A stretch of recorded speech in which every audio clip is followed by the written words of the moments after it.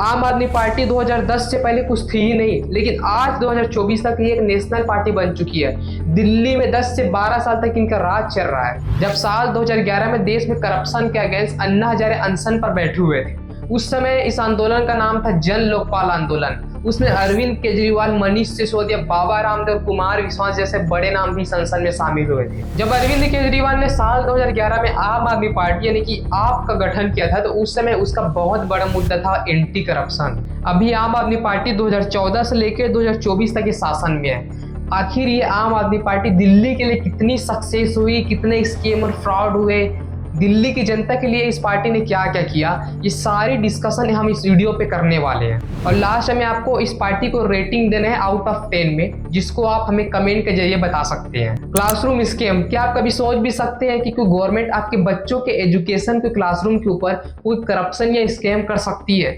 दिल्ली सरकार को 193 गवर्नमेंट स्कूलों में 2405 क्लासरूम का कंस्ट्रक्शन करवाना था, जहां पे एक क्लासरूम की लागत 4 से 5 लाख तक हो सकती थी, वहां पे 26 से लेकर 30 लाख रुपए तक का खर्च किया गया है। यानी कि मोटा मोटी तौर पर देखें तो पर क्लासरूम 25 से लेकर 90% रुपीस एक्स्ट्रा खर्च किया गया है। डीओवी डायरेक्टरेट ऑफ विजिलेंस रिपोर्ट के मुताबिक ये दिल्ली सरकार का 1300 करोड़ का स्कैम है। फिर डीओवी ने खुद बोला कि इसके लिए एक स्पेशल इन्वेस्टिगेशन करनी चाहिए, स्पेशल जांच करनी चाहिए। रिपोर्ट के अनुसार भली ये स्कैम हो सकती है, लेकिन दिल्ली के गवर्नमेंट स्कूलों का तो डेवलपमेंट हुआ ही है। ये मैं नहीं, शुद्ध ऑफिशियल डाटा बोल रहा है। वही 2014 में दिल्ली में 24,000 के अराउंड गवर्नमेंट क्लासरूम थे, लेकिन 2024 तक आते आते 22,700 से भी ज़्यादा एक्स्ट्रा क्लासरूम डेवलप हो चुके हैं। वहीं 31 नए स्कूल भी बनाए गए हैं। वहीं मैं बजट का बात करूं तो 2014 से लेकर 2024 तक बजट शिक्षा में 2 गुना हो चुका है। वहीं दिल्ली के गवर्नमेंट स्कूल में कभी स्विमिंग हुआ ही नहीं करता था, वहाँ 25 स्विमिंग हो चुके हैं।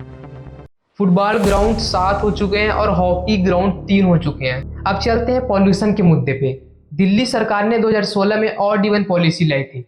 इसका मतलब है जिस दिन ऑड वाली डे होगी उस दिन ऑड नंबर प्लेट वाली गाड़ी चलेगी, जिस दिन इवन नंबर वाली डे होगी यानी कि 2, 4, 6, 8 उस दिन इवन नंबर प्लेट वाली गाड़ी चलेगी। लेकिन इस पॉलिसी का मेन मोटिव ये था, पहला दिल्ली के पब्लिक ट्रांसपोर्ट को बढ़ावा देना, दूसरा मेन एयर पोल्यूशन कम करना, थर्ड दिल्ली के सड़कों पर वाहनों की संख्या को कमी करना। लेकिन 2024 तक तो दिल्ली के एयर पोल्यूशन ने रिकॉर्ड ही बना डाला। 2024 तक AQI दिल्ली का 400 से भी ऊपर पहुंच गया और हमारे दिल्ली के अरविंद केजरीवाल ऑड इवन खेलते रह गए। इस ऑड इवन पॉलिसी से दिल्ली के एयर पोल्यूशन में उतनी कमी नहीं आई है, लेकिन लोगों को बहुत परेशानियां हुई। इस ऑड इवन पॉलिसी के कारण कैब महंगे हो गए। छोटे व्यापारी, मिडिल क्लास फैमिली वालों के लिए ये स्कीम प्रॉब्लमेटिक बन गई। लेकिन एक चीज था जो सही था, ये स्कीम फीमेल ड्राइवर्स के लिए, मोटरसाइकिल वालों के लिए एप्लीकेबल नहीं। वहीं मैं पॉल्यूशन की बात करूं तो वाहनों का पॉल्यूशन पे कंट्रीब्यूशन 17% होता है और इस ऑड इवन पॉलिसी लागू होने के बाद केवल 13% ही कंट्रीब्यूशन था। यानी केवल 17 से 13% में 4% का ही बस कमी दिखा ऑड इवन के बाद। कुछ खास फर्क नहीं दिखा जिस तरीके से हम सोच रहे थे कि ऑड इवन के बाद कुछ भयंकर गिरावट आ जाएगी पॉल्यूशन में, दिल्ली की एयर पॉल्यूशन में, उतना कुछ खास फर्क नहीं दिखा। यानी कि सीधा तौर पे बोलूं कि ये अरविंद केजरीवाल का अपने इंफ्रास्ट्रक्चर को बिना ही अच्छे से डेवलप किए हुए ये बस एक नाम का स्कीम बन गया था। आम आदमी पार्टी की सरकार ने हेल्थ केयर पर भी काफ़ी काम किया। आपको याद होगा केजरीवाल ने सन 2015 में मोहल्ला क्लिनिक की शुरुआत की थी, जिसका मेन मोटिव था प्राथमिक सेवाओं को लोगों के घरों घरों तक पहुंचाना, जिसमें free health checkup, free medicine, free diagnostic जैसे सुविधाएं उपलब्ध थी। और आज 2024 तक देखिए तो ये मोहल्ला क्लिनिक वालों की संख्या 500 से ज़्यादा हो चुकी है। बेसिकली सिस्टम को 3 लेवल में डिवाइड किया गया है। प्राइमरी लेवल में मोहल्ला क्लिनिक, सेकेंडरी लेवल में मल्टी स्पेशलिटी हॉस्पिटल और टर्सरी लेवल में सुपर स्पेशलिटी हॉस्पिटल। इसका मेन मोटिव ये था कि एक पर्टिकुलर हॉस्पिटल पे मरीजों की संख्या को कम करना, मरीजों की जो लोडिंग होती है उसको कम करना और इलाज की सुविधा को बेहतर तरीके से बनाए रखना। ये काफ़ी अच्छा था और ऐसा हुआ भी। WHO ने तो इसकी काफ़ी सराहना भी की। कहीं ना कहीं ये दिल्ली की जनता के लिए फायदेमंद ही साबित हुआ है। लेकिन यहाँ भी स्कैम, फ्रॉड और करप्शन देखने को हमें मिल जाते हैं।